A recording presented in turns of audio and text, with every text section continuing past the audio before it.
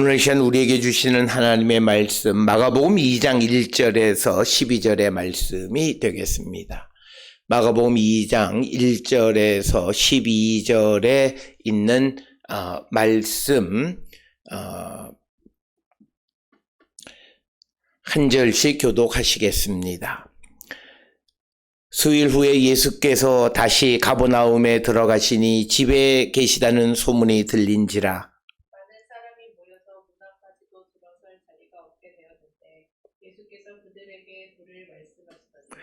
사람들이 한 중풍병자를 네 사람에게 메어 가지고 예수께로 올세 우리들 때문에 예수께 데려갈 수 없으므로 그 계신 곳에 지붕을 뜯어 구멍을 내고 중풍병자가 누운 편을 달아내니 예수께서 그들의 믿음을 보시고 중풍병자에게 이르시되 작은 자야 내 죄 사함을 받았느니라 하시니 어떤 서기관들이 거기 앉아서 마음에 생각하기를 이 사람이 어찌 이렇게 말하는가 신성모독이로다 오직 하나님 한 분 외에는 누가 능히 죄를 사하겠느냐. 그들이 속으로 이렇게 생각하는 줄을 예수께서 곧 중심에 아시고 이르시되 어찌하여 이것을 마음에 생각하느냐. 중풍병자에게 내 죄 사함을 받았느니라 하는 말과 일어나 내 상을 가지고 걸어가라 하는 말 중에서 어느 것이 쉽겠느냐. 그러나 인자가 땅에서 죄를 사하는 권세가 있는 줄을 너희로 알게 하려 함이라 하시고 중풍병자에게 말씀하시되 내가 너에게 이르노니 일어나 내 상을 가지고 집으로 가라 하시니 그가 일어나 곧 상을 가지고 묵은 사람 앞에서 나가거늘 그들이 다 놀라 하나님께 영광을 돌리며 이르되 우리가 이런 일을 도무지 보지 못하였다 하더라. 아멘.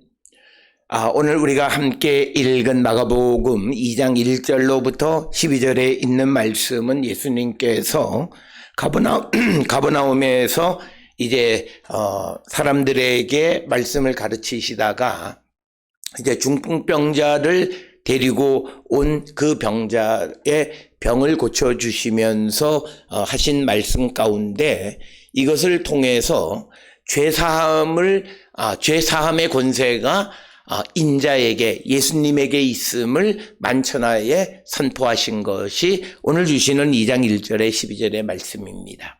지난 시간에도 예수님께서 이제 여러 병자들을 고치시는 이야기를 설명하면서 그 각각의 경우에는 목적이 있다라고 하는 것을 우리가 지난 시간에 살펴보았습니다.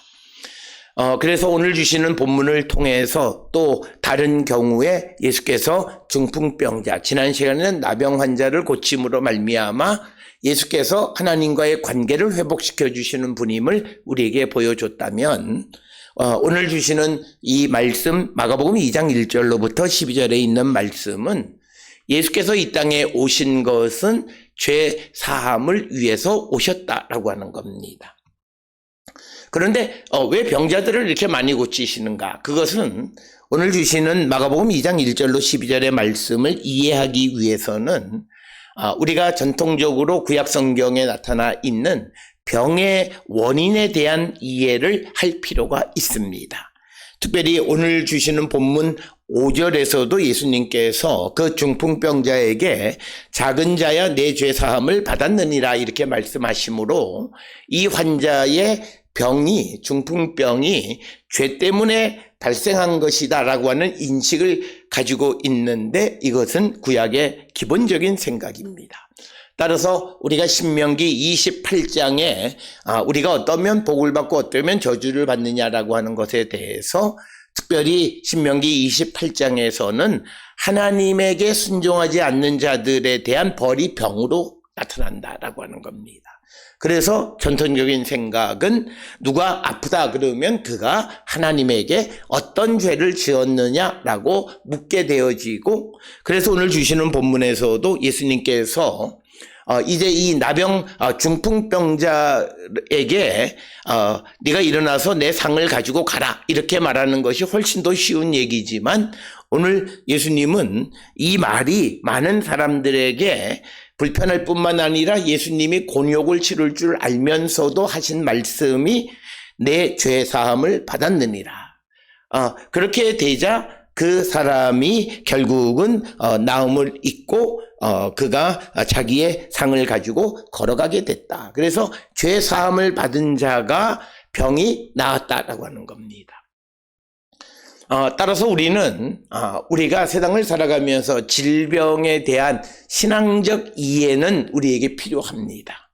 물론 이것은 우리가 자기 스스로, 내가 환자 스스로가 생각해야 될 것이지 다른 사람이 말해주기는 매우 어려운 겁니다. 예를 들어서 누군가가 아프면 그가 신앙인이라면 여러 가지 관점에서 우리가 생각해 봐야 합니다. 첫째는 내가 아무리 믿음 안에서 잘 살아왔다 할지라도 내게 어떤 병이 임하면 먼저는 내가 하나님 앞에 반듯한 삶을 살았는가, 하나님에게 순종하는 삶을 살았는가를 질문해야 됩니다. 그리고 또 그래서 내가 작은 것이라도 회개할 것이 있는가를 돌아보는 것이고, 그 다음에 또 내가 이 일을 통해서 하나님의 영광이 나타나고 하나님의 능력이 나타나기 위해서 우리가 기도해야 하는 겁니다. 특별히 어린 생명들에게는 어떤 날 때부터 유전적인 질병이나 이런 것들이 있는 자들에 대해서 성경은 하나님의 영광을 나타내기 위한 것이다. 그래서 우리가 잘 아는 요한복음의 날 때부터 맹인된 자에 대해서 그 옆에 있던 사람들이 이 아이는 누구의 죄 때문에 날 때부터 맹인이 되었느냐 이렇게 질문할 때 예수님은 그것은 누구의 죄 때문이 아니라 하나님의 영광을 드러내기 위한 것이다. 즉 하나님께서 날 때부터 맹인된 자의 눈을 뜨게 하셔서 하나님의 능력을, 하나님의 영광을 나타내기 위한 것이다. 그래서 우리가 누군가가 질병 가운데 있으면 먼저는 자기를 성찰하는 것, 그리고 이제 하나님의 도우심으로 이 병이 나음으로 하나님의 영광을 나타내기를 바라는 마음, 그런 간절함으로, 그래서 목적이 내가 병이 낫는 것이 아니라 나를 통해서 하나님의 영광을 나타내기 위한 것. 그래서 초점은 다릅니다. 그게 그건 것 같지만, 그러나 내가 낳는 것은 내가 그래서 육신이 편안해서 내가 세상을 재미있고 즐겁게 육신의 기쁨 속에 살아, 이런 것이 아니라 나를 통해서 하나님의 영광을 나타내는 하나님의 도구가 되기로 자신을 내어놓는 그런 마음으로 우리가 어떤 질병 가운데 우리가 그것을 맞이하게 되면 어떤 병이라도 우리는 나음을 입을 수 있습니다. 그러나 사람들은 이렇게 생각합니다. 하나님 내 병을 고쳐주시면 내가 어떻고 뭘 하겠다라고 말하면서 병이 나은 다음에 시간이 지나면서 그 마음은 점점 잊어버려지고 내가 자신의 인생의 주인공이 되어짐으로 말미암아 결국 하나님은 하나님의 영광을 나타내기 위해서 그에게 은혜를 베푸시고 신앙의 신비를 나타내서 그를 고쳐주셨음에도 그가 그런 삶을 살지 아니하면 하나님께서는 그에게 또 다른 어려움과 고난이 임하게 되어지고, 그래서 우리 주변에는 반복적으로 고난이 임하는 사람들은 그런 문제입니다. 그래서 우리는 내가 병이 낫느냐 안 낫느냐보다 더 중요한 것은 내가 하나님의 영광을 나타내느냐 아니냐, 하나님에게 쓰임 받느냐 안 받느냐에 초점을 맞춰야 된다라고 하는 것이고, 오늘 주시는 본문의 말씀에서 예수님은 병은 죄 사함의 권세, 그러니까 예수님 병은 죄 때문에 생긴 것이고 그것은 예수님이 고쳐주신다라고 하는 아주 단순한 진리를 우리에게 가르쳐 주는데, 그러면 병이 나은 사람은 다시는 죄를 짓지 않아야 됩니다. 우리는 내가 다시는 죄를 짓지 않는다라고 하는 것이 내가 상대에게 어떤 나쁜 일을, 그게 아니라 우리에게 가장 중요한 내가 죄 짓지 않는 것은 뭐냐면 내 안에 주님이 계셔야 됩니다. 그래야 내가 죄를 짓지 않는 거예요.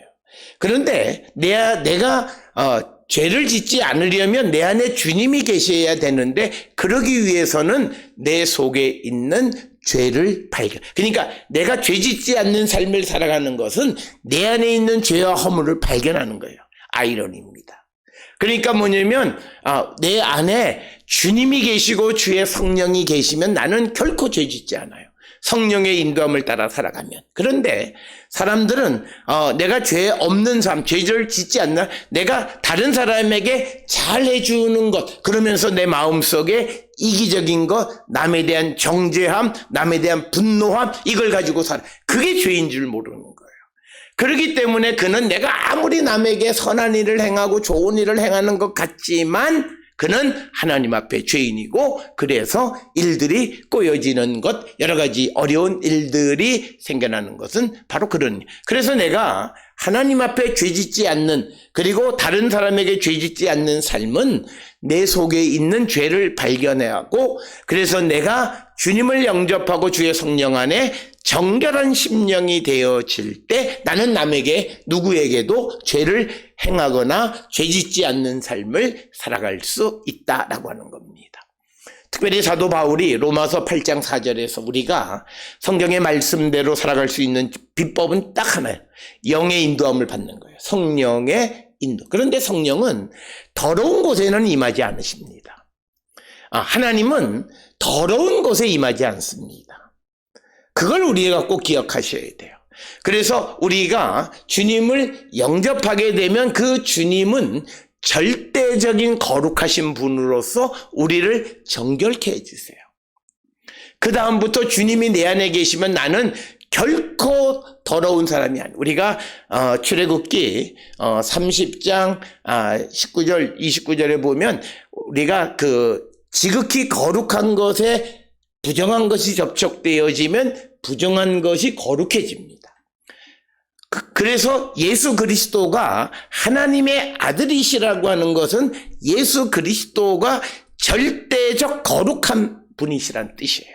그렇기 때문에 예수님은 죄인과 식사하셨고, 예수님은 그 나병 환자에게 손을 대고 그래도 전혀 그 병이 옮거나 부정함이 옮지 않는 분이에요. 그래서 우리가 예수 그리스도, 그 절대적 거룩한 분이 내 안에 계심으로 나를 거룩하게 하시면 나는 결코 세상의 악과 세상의 그 더러운 것에 영향을 받지 않는다는 거예요.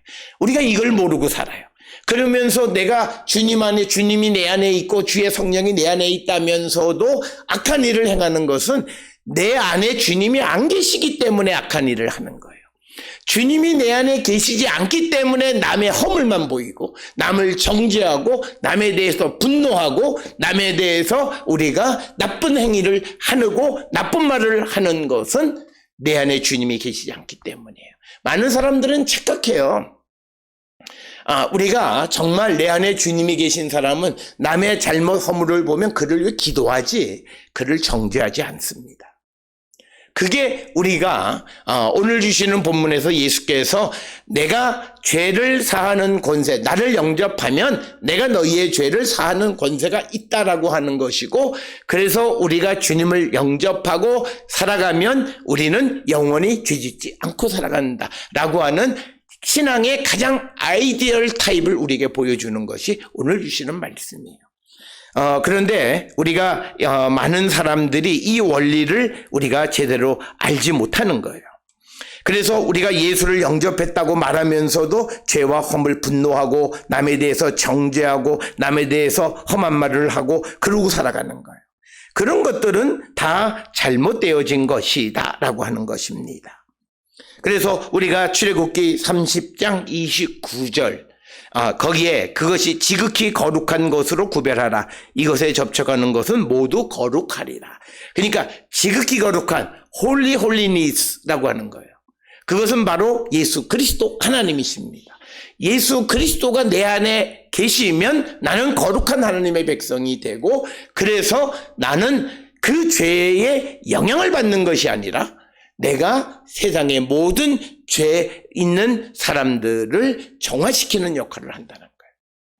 그런데 우리가 기도한다. 그리고 내가 하나님 앞에 내가 기도했는데도 남에 대해서 원망하거나 또는 나쁜 일을 생각하거나 하는 모든 것은 결국은 그가 주님이 계시지 않고 그가 은혜 받지 않았기 때문이 일어나는 일이다. 그래서 오늘 우리에게 주시는 이 마가복음 2장 1절로부터 12절에서 왜 예수님이 죄 사하는 권세가 있느냐? 바로 하나님의 아들이시기 때문이다.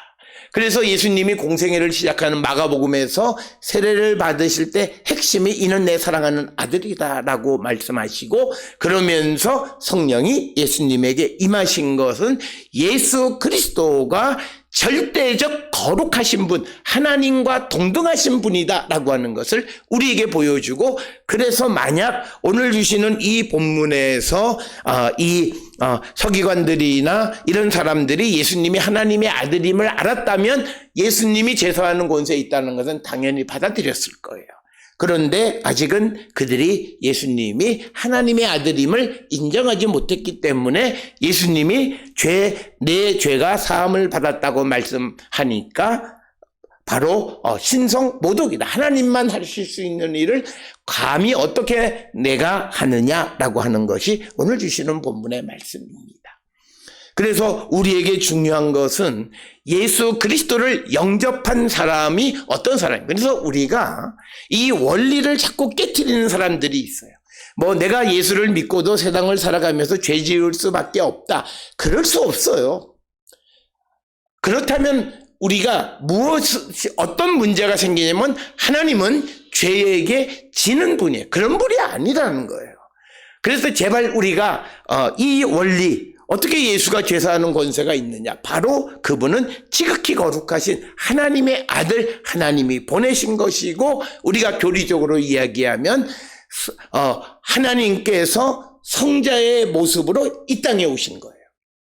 아들의 모습으로 이 땅에 오신 것이 예수님이에요. 그렇기 때문에 예수님은 하나님이 하실 수 있는 모든 능력, 역할 하실 수 있다라고 하는 거예요. 그래서 오늘 주시는 이 본문의 말씀에서 그걸 모르는 사람들은 예수님에게 7절에 신성 모독이다 이렇게 이야기를 합니다. 그것을 아시고 8절에서 예수님은 너희가 어찌하여 이것을 마음에 생각하느냐. 신성 모독이다. 하나님 말고는 죄사하는 권세가 없는데 예수가 누구이기에 내 죄 사함 받았다는 말을 하느냐, 이런 생각을 왜 하느냐라고 이렇게 말씀하시면서, 그러면서 9절에 예수께서 중풍병자에게 내 죄 사함을 받았느니라 하는 말과 일어나 내 상을 가지고 걸어가라 하는 말 중에서 어느 것이 쉽겠느냐? 가장 쉬운 말은 네 상을 들고 가라 라고 하는 것. 그러나 10절에 인자가 땅에서 죄 사하는 권세가 있는 줄을 너희에게 알게 하려 하노라. 그래서 예수님이 상을 들고 일어나 걸어가라 라고 해도 되지만, 특별히 죄 사함을 받았다라고 말하는 이유는 예수께서 죄 사하는 권세가 있음을 알게 하기 위한 것이다 라고 하는 이 중풍병자를 고치신 목적을 분명하게 우리에게 말씀하고 있습니다. 오늘 주시는 이 마가복음 2장 1절로 12절에서 사람들은 다른 어떤 주변 환경에 관심을 갖습니다. 내 사람이 어떻게 이 사람을 지붕에서 달아내렸느냐, 그리고 어떻게, 이런 거예요. 그런데 여기에 목적은 이 병자를 고치는 것, 그것의 목적이 아니라 분명하게 예수님 스스로 말씀하셨듯이 내가 죄를 사하는 권세가 있는 줄을 너희로 알게 하기 위한 것이다 라고 하는 거예요. 이것을 말씀하시는 이유는 예수께서 이 땅에 오신 목적이 있습니다. 이 목적을 이루기 위해서 어떻게 해야 하는가라고 하는 것을 우리에게 답을 가르쳐 주시는 것이 오늘 주시는 본문의 말씀이 되겠습니다. 특별히 우리가 마태복음 1장에 예수 그리스도가 이 땅에 태어나는 이야기 속에서 마태복음 1장 21절에 마리아에게 아들을 낳으리니 이름을 예수라 하라. 이는 그가 자기 백성을 그의 죄에서 구원할 자이심이라. 그러니까 뭐냐면 예수는 그 자기의 백성들을 죄에서 구원할 자다라고 하는 거예요. 그러면 이 백성을 죄에서 구원한다라고 하는 말은 바로 이 예수가 백성들의 죄를 사하는 권세가 있음을 알게 하고, 그래서 예수를 영접하게 하기 위해서 오늘 이 이 중풍병자를 일어나 걷게 하는 이적을 베풀어 주셨다라고 하는 겁니다. 우리는 성경을 읽으면서 마가복음 1장에서도 예수님이 가버나움에서 베드로의 장모의 열병을 고치고 많은 병자들을 고치셨다. 그리고 귀신을 쫓았다. 그걸로 끝나는 것 같아요. 그럼에도 불구하고 이어서 이 나병 환자를 고치거나 또는 또 이어져서 중풍병자를 고치는데 그 각각의 경우에는 목적이 있다는 거죠. 그래서 오늘 주시는 이 중풍병자를 고치는 이야기를 통해서 예수께서 이 땅에 오셨는데 자기 백성의 죄로부터 백성을 구원하기 위해서 오셨는데 그러면 그것을 어떻게 예수께서 백성들의 죄를 사하는 권세가 있으니 예수를 믿으라는 거예요. 오늘 우리는 이 땅을 살아가면서 우리의 죄를 해결해 주시는 분은 오직 예수 그리스도이십니다. 예수 그리스도가 우리 안에 영접하면 우리는 거룩한 백성이 되어지는 겁니다. 그걸 복잡하게 설명하지만 앞에서 말씀드렸던 것처럼 출애굽기 30장 29절에서 지극히 거룩한 분이 내 안에 계심으로 내가 거룩해지고 그래서 다시는 내가 죄를 짓지 않는 자가 되고 어떤 것으로부터 영향을 받지 않는. 그래서 온전한 믿음의 사람이라고 하는 것은 세상에 영향받지 않는 삶을 살아가는 거예요. 누가 무슨 말을 하든, 누가 어떤 행동을 하든, 누가 어떤 유혹을 하든, 누가 어떤 이 범죄로 나를 유혹하든 흔들리지 않는 믿음을 갖는 거예요. 왜? 내 안에 계시는 절대적인 예수께서 내 안에 계시기 때문이다.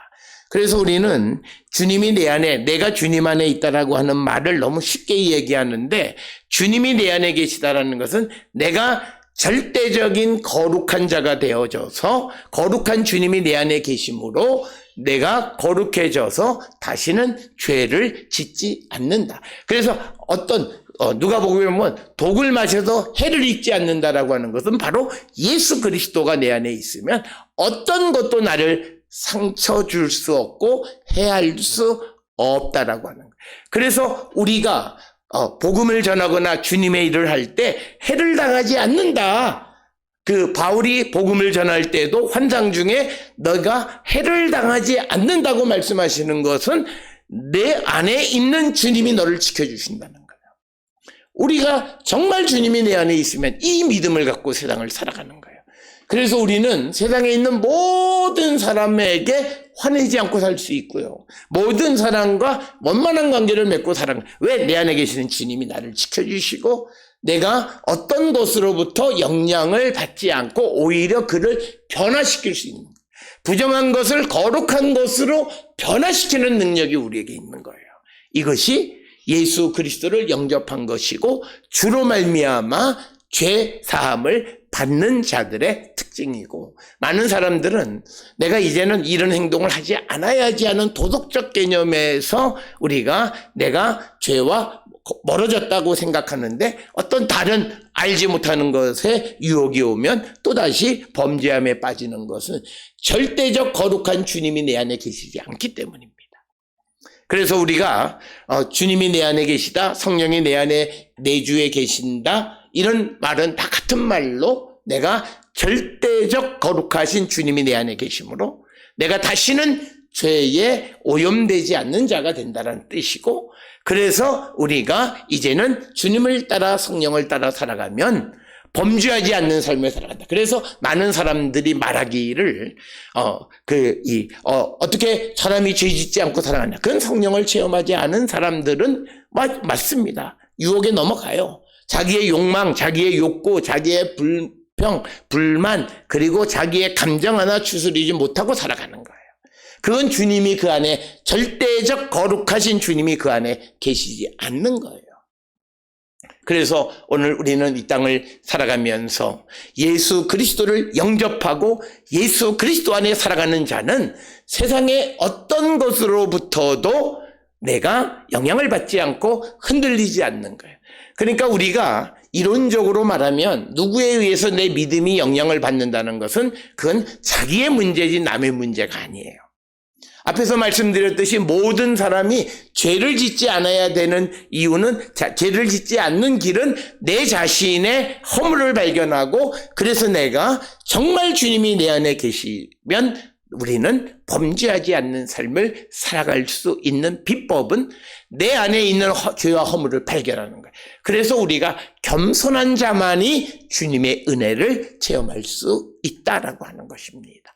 따라서 오늘 주시는 마가복음 2장 1절로부터 12절은 주님은 왜 또 다른 케이스를 통해서 우리에게 환자를 고쳐주시는 이야기를 보여주셨느냐.